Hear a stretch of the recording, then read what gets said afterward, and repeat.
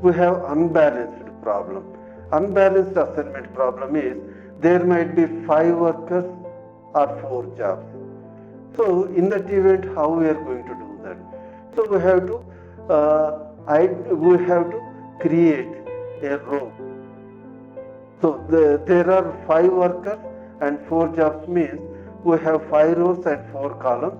Then what we need to do is we have to create another column which is a dummy column. It will have all 0 values and we try to proceed. Now we have 5 rows and 5 columns are there and we proceed as usual. But in this case what happens, since zeros have come in each of the row, there is no point in going for first step as we have defined earlier, because 0 will be the lowest element in the table and the same rows we will be getting. That means we can start from second step in case if we are adding dummy column, and in case if there are 5 columns and 4 rows are there, then we may have to add one dummy row.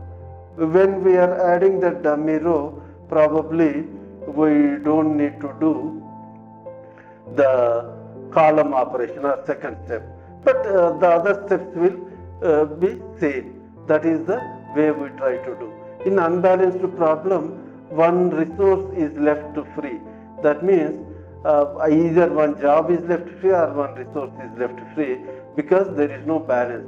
We say balanced problem when equal number of rows and equal number of columns are there, but the number of rows and number of columns are not equal.